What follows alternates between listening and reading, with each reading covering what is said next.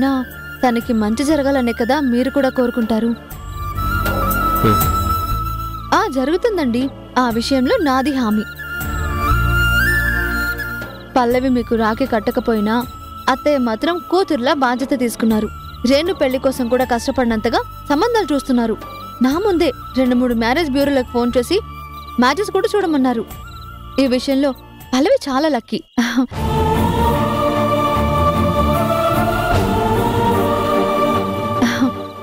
సరే రండి, భోజనం చెదురుగాని.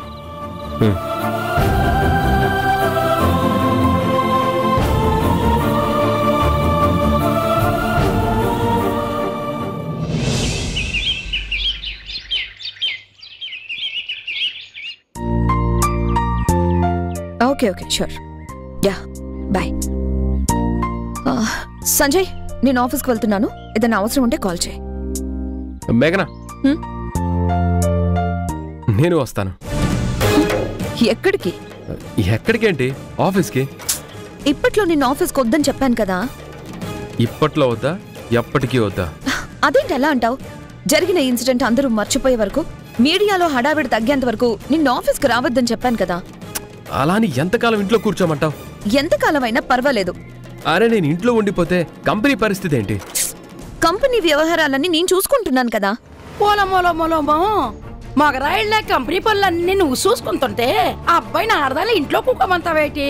అత్తా, కంపెనీ విషయాలు నీకు తెలీదు, నువ్వు మాట్లాడుకో. తెలియని దాని గురించి నేను మాట్లాడినమ్మా. నాకు తెలిసినంత వరకు కుక్క పని కుక్కే చెయ్యాలి, గాడిద పని గాడిదే చెయ్యాలా. కుటుంబాన్ని పోషించడం కోసం పాపం మగోడు గాడిదలా కట్టబడుతుంటాడు. దాన్ని బట్టి నువ్వు ఏడు శాస్త్రం నీకే అర్థం అవ్వాలా. అంటే నన్ను కుక్కతో పోలుస్తున్నావా? నానెందుకలా అంటానమ్మా? కుక్కకి విశ్వాసం ఉంటుంది కాదేటి? అంటే నాకు విశ్వాసం లేదా? ఆ విశ్వాసం అంటే ఉమ్మడి కుటుంబంలో ఉండేదాను కాదేటి? కుటుంబాన్ని ఇలా శీల్చిస్తాను కాదు కదా. అత్తా, నువ్వు చాలా ఎక్కువగా మాట్లాడుతున్నావు. నిజాలు మాట్లాడేటప్పుడు ఎంత ఎక్కువ మాట్లాడే పర్వాలేదమ్మా. ఇక చాలా ఆపు. పెద్దదానివి, వరుసకు చుట్టానివి కాబట్టి ఊరుకుంటున్నాను. అనవసరమైన విషయాల్లో జోక్యం చేసుకోకు. లోపలికెళ్ళు. సంజయ్, నువ్వు ఆఫీస్కి ఎప్పుడు రావాలనేది నేను చెప్తాను. దయచేసి అప్పటి వరకు నువ్వు ఆఫీస్కి రావద్దు. నాకు కొత్త తలనొప్పి తీసుకురావద్దు.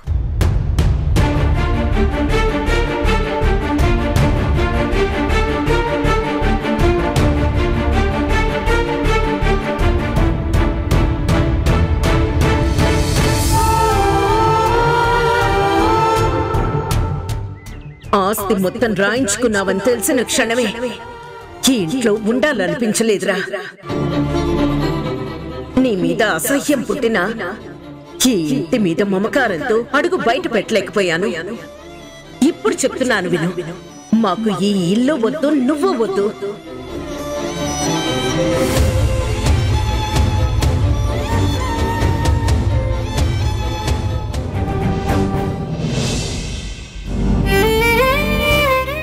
బాబు, ఈ జ్యూస్ తాగి చల్లబడు బాబు.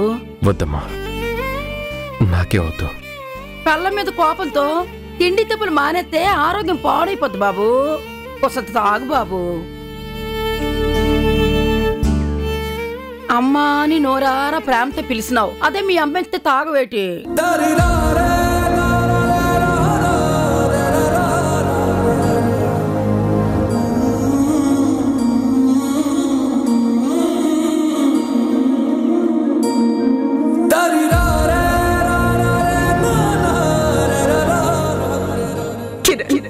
సంజయ్, తరుణ్, జరిగిందేదో జరిగిపోయింది. మీ మధ్య గొడవలకి ఇదే ఆఖరి రోజు కావాలి. అమ్మా, ఇంకెప్పుడు మా నుండి ఇలాంటి తప్పు జరగదు.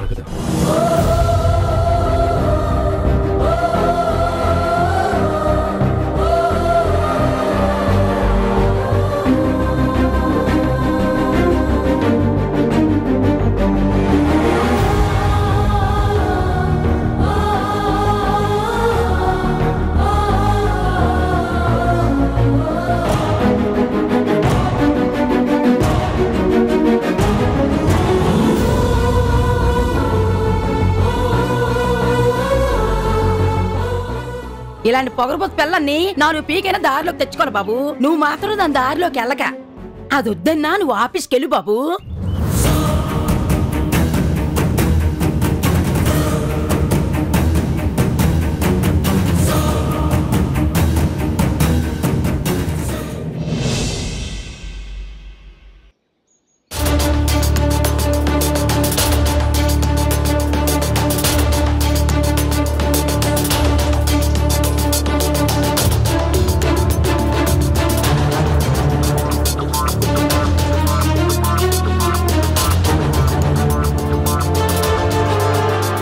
సరే మీరు కూర్చోండి, నేను వెళ్ళి అమ్మని పిలుచుకొస్తాను. సరే మేడం.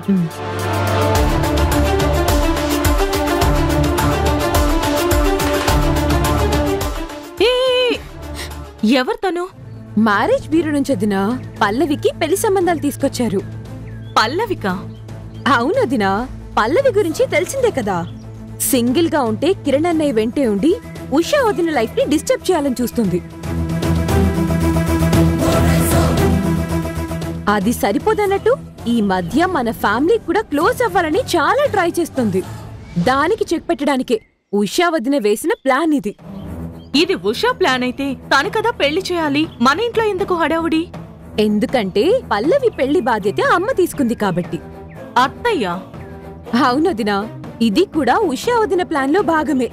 పల్లవికి అమ్మంటే చాలా గౌరవం ఉన్నట్టు యాక్ట్ చేస్తుంది కదా, అందుకే అమ్మతో చెప్పిస్తే నో అనలేదు కదా. ఉషా తెలివితేటలు మామూలుగా లేవుగా. తనకి అడ్డొచ్చిన వాళ్ళని ఎలా తప్పించాలో తనకి తెలిసినంత బాగా ఎవరికీ తెలియదు. Good morning madam. Good morning. కూర్చోండి. మేడం, మీరు చెప్పిన ప్రొఫెషన్ ని దృష్టిలో పెట్టుకుని కొన్ని మ్యాచెస్ తీసుకొచ్చాం. మీరు చూసి కన్ఫర్మ్ చేస్తే ఫర్దర్ గా ప్రొసీడ్ అవుదాం. చూడండి.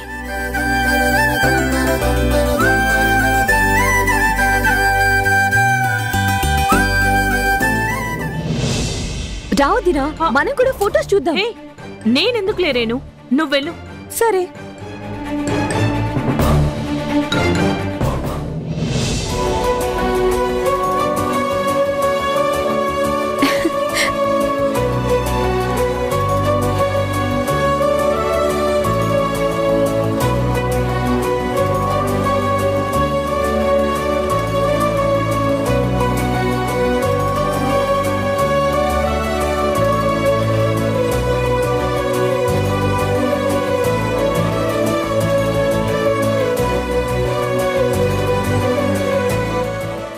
మీరు చూస్తున్న అబ్బాయి సింగర్, చాలా మూవీస్ లో పాడాడు.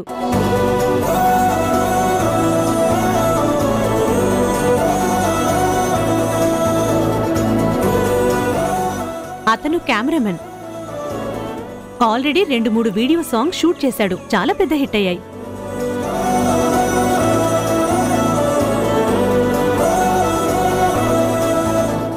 ఇతను ఆల్ఫా మ్యూజిక్ కంపెనీ ఓనర్. సిటీలో పెద్ద రికార్డింగ్ స్టూడియో కూడా ఉంది. సంబంధాలన్నీ మూవీ రిలేటెడ్ గా ఉన్నాయేంటి? అంటే పల్లవి ప్రొడ్యూసర్ గా మారింది కదా, ఒకే ప్రొఫెషన్ అయితే ఎలాంటి ప్రాబ్లం ఉండదని బ్యూరో వాళ్ళకి అలాంటి సంబంధాలే చూడమని చెప్పాను.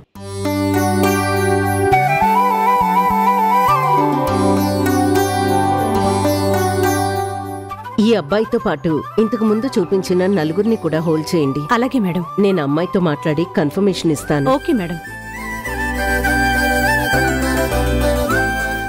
వస్తాను మేడం.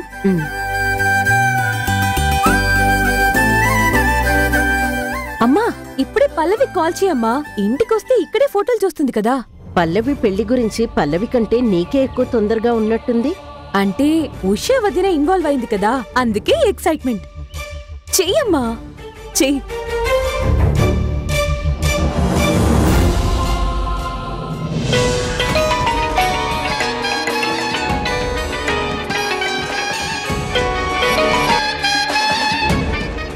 Hello aunty.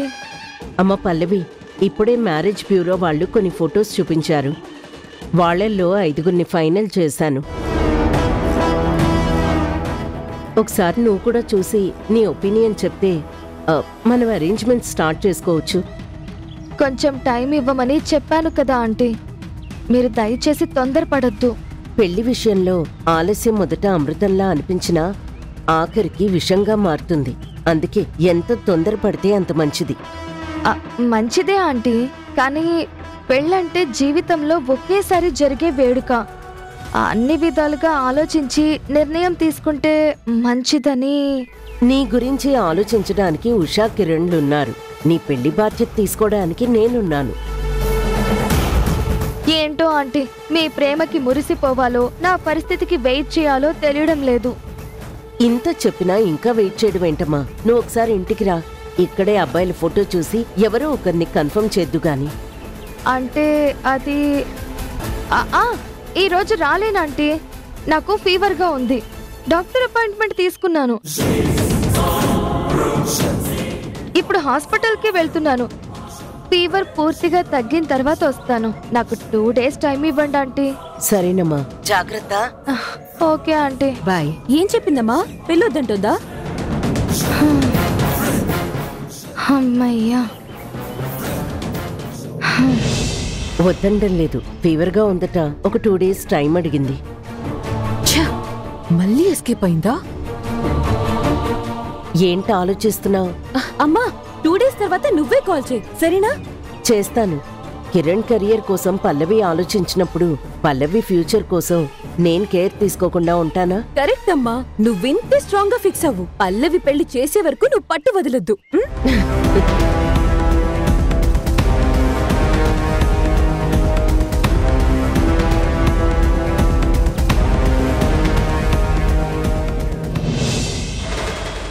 వదలకపోతే ఎలా విడిపించుకోవాలో నాకు తెలీదా?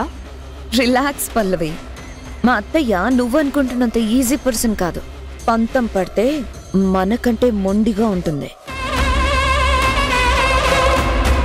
నీ పెళ్లి గురించి ఉషా బాగా ఇన్ఫ్లుయెన్స్ చేసినట్టుంది. అవును, ఇదంతా దాని పనే. దాని భర్తని నేనెక్కడ వల్లో వేసుకుంటాను అని భయపడుతోంది. కానీ తను నాతో ఆల్రెడీ కమిట్ అయ్యాడని తెలియదు పాపం. తెలియకుండానే ఇన్ని ప్లాన్లు వేస్తుందంటే ఆ నిజం తెలిస్తే ప్రాణం వదిలేస్తుందేమో. పోతే పోనీ, ఇప్పుడు సమస్య దాని ప్రాణం కాదు, నా పెళ్లి. పెళ్లి ఇంట్రెస్ట్ లేదంటున్నా వినకుండా నన్ను కన్విన్స్ చేస్తున్నారు. ప్రతిసారి అబద్ధాలు చెప్పి తప్పించుకోవడం నా వల్ల కావట్లేదు. నువ్వేమైనా సలహా ఇస్తావేమో అని కాల్ చేశాను. అయితే సింపుల్గా ఒక పని చేయి. కిరణ్ మైకి ఫోన్ చేసి నేను పల్లవిని కాదు నిషాని అని నువ్వే నిజం చెప్పేసాయి. నేను పెళ్లి ఆపడానికి సలహా అడిగాను, నా ప్రాణం తీయడానికి కాదు. పోనీ నేను చెప్పైనా? ఏంటి జోక్ చేస్తున్నావా? లేదు, సీరియస్ గానే అంటున్నాను.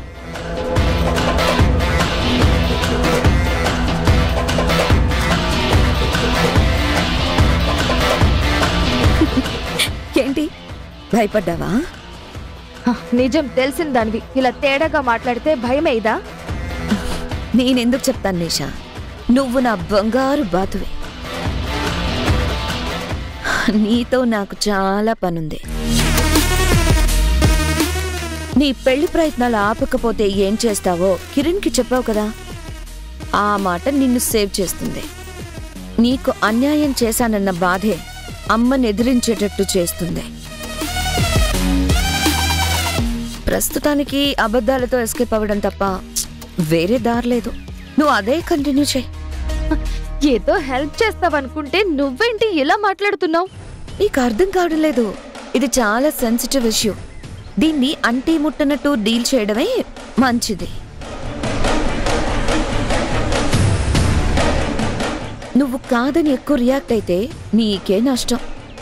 కిరణ్ పశ్చాత్తాపమే నీకు పెద్ద ఆయుధం.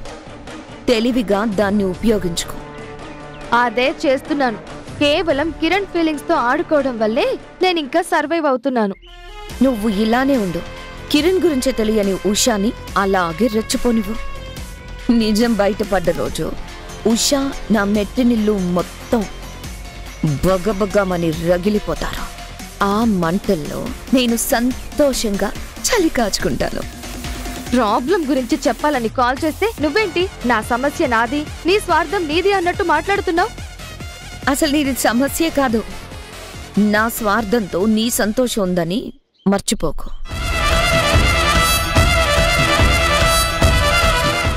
ఈరోజు నేనిచ్చిన సలహా నీకు నచ్చకపోవచ్చు, కానీ కిరణ్ ఉషల మీద నా పగ తీర్చుకోవడానికి దొరికిన అవకాశం నువ్వు. నీకు సాయం చేయడానికి నేను ఎప్పుడూ రెడీగా ఉంటాను, అది గుర్తుపెట్టుకో. బాయ్.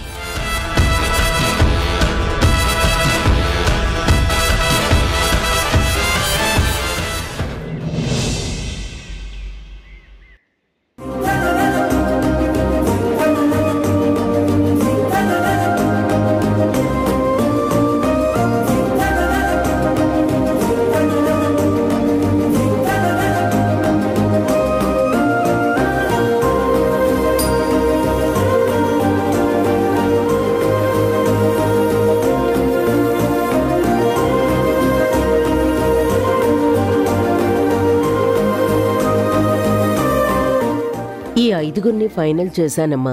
ఎలా ఉన్నారు? మీ సెలక్షన్ ఆల్వేస్ బెస్ట్ అత్తయ్య. పర్సనాలిటీ, ప్రొఫెషన్ పరంగా పల్లవికి పర్ఫెక్ట్ పేరు అవుతారు. పల్లవొచ్చి ఫైనల్ చేస్తుందనుకుంటే తనకి ఫీవర్గా ఉంది, హాస్పిటల్కి వెళ్తా అని చెప్పింది. ఫీవరా? నేను ఫోన్ చేసినప్పుడు నార్మల్ గానే మాట్లాడింది. వదినా, పల్లవికి పెళ్లి చేసుకోవడం ఇష్టం లేదనుకుంటా. అది డైరెక్ట్ గా చెప్పలేక జ్వరము, హాస్పిటల్ అని అమ్మకు చెప్పి ఎస్కేప్ అయింది.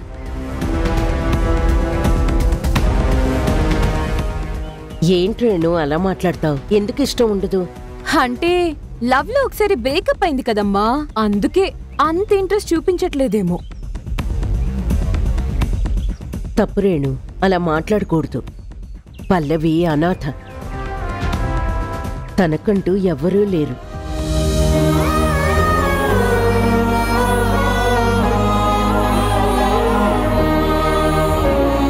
కిరణ్ మీద అమ్మాయి పెంచుకున్న అభిమానం మనకి దగ్గర చేసింది.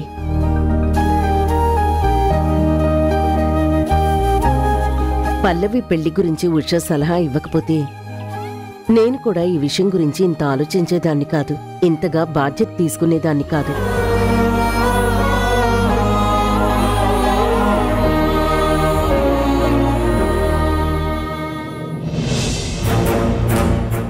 ఉషా, సడన్ గా పల్లవికి పెళ్లి ప్రపోజల్ ఏంటి? కిరణ్ విషయంలో పల్లవి ఏదైనా ప్రాబ్లం క్రియేట్ చేస్తుందా? ఎప్పటికైనా తనతో ప్రమాదమే కదా బావగారు. మా ఆయన ఎంత మంచివారైనా ఆ పల్లవి ఎలా చెడగొట్టాలని గోతికాడ నక్కలా చూస్తుంది. పెళ్లి చేసేస్తే పీడ వదిలిపోతుందని ముందు జాగ్రత్తగా ఇలా ప్లాన్ చేశాను. Very good Usha, master stroke అంటే ఇదే. ఈ ప్రాసెస్ మొత్తానికి అమ్మని లీడ్ చేసావు చూడు, అది ఇంకా హైలైట్. అత్తయ్య ముందు అమాయకంగా నటిస్తూ మంచి దానిలా నమ్మించింది. అత్తయ్య తన గ్రిప్లో ఉందని విర్రబిగుతుంది. అందుకే ఆ నమ్మకాన్ని వాడుకొని చెక్ పెట్టాను. నువ్వు ఈ పెళ్లి హడావుడి చూసుకో, నేను పల్లవి గురించి, నిషా గురించి డీటెయిల్స్ తెలుసుకుంటాను. అన్నీ కలిసొస్తే తొందరలోనే నిజానిజాలు బయటపడతాయి. తరుణ్,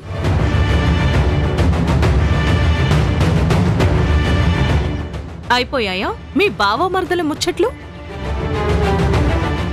హారిక, ఏంటా మాటలు? అవును, నువ్వు నీ మరదలతో మాట్లాడుతుంటే నీకెవరు కనిపించరు. మీ ఇద్దరి మాటలు ఎవరికి వినపడకుండా జాగ్రత్త పడతారు కదా. అంత జాగ్రత్త పడే సీక్రెట్లు మా మధ్య ఏమీ లేవు. నువ్వు విన్నా కూడా ఏం ప్రాబ్లం లేదు.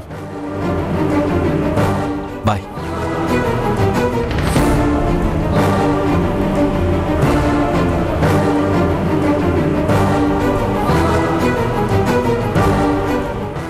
అన్ని విషయాలు తెలిస్తే ప్రాబ్లం లేదు, కానీ మీరిద్దరు కొన్ని విషయాలు దాస్తున్నారు కదా, అదే పెద్ద ప్రాబ్లం. ఇంకెన్ని రోజులక్క ఇలా? నేను ఒకసారి ఫోన్ చేసి నీతో కాకుండా బావగారితో మాట్లాడినప్పటి నుంచే కదా ఈ ప్రాబ్లం స్టార్ట్ అయింది.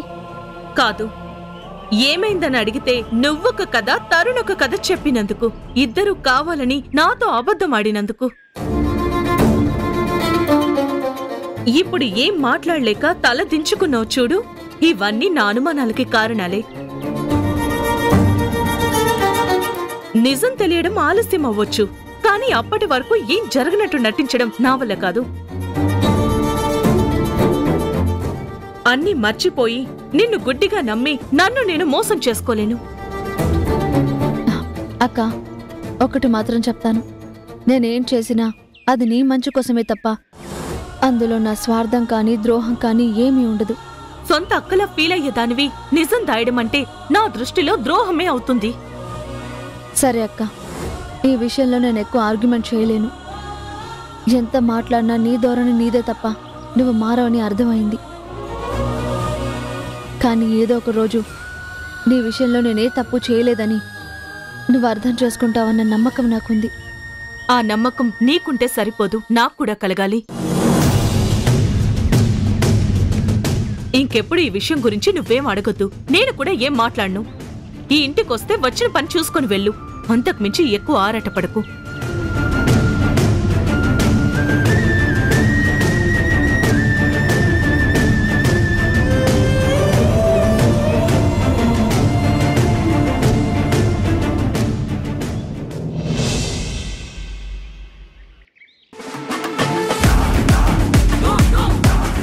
నీకోసం సంజయ్ ఫ్యామిలీ వాళ్ళు ఆస్తి గురించి క్వశ్చన్ చేసే అవకాశం లేకుండా డాక్యుమెంట్స్ కూడా తయారు చేశాను. సైనింగ్ అథారిటీ కూడా నీ ఒక్కదానికే ఉండేట్లు చేశాను. ఇవన్నీ నువ్వు కోరుకున్న 1-2 రోజుల్లో ఫినిష్ చేశాను. కానీ నువ్వు మాత్రం రోజుల తరబడి సాగదీస్తూనే ఉన్నావు. నా ప్రపోజల్ని పెండింగ్లో పెడుతూనే ఉన్నావు. చూడు కార్తీక్, డాక్యుమెంట్స్ రెడీ చేయడం, తాళి కట్టిన వాడిని దూరం చేయడం రెండూ ఒకటి కాదు.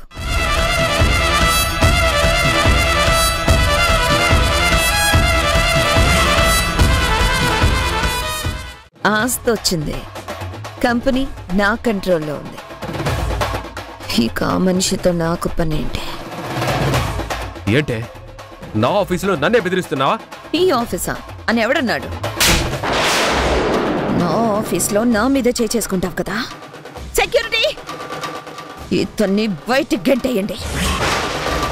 మేఘనా మేడం సంజయ్ సార్ని సెక్యూరిటీ వాళ్ళతో బయటికి గెంటించేశారు.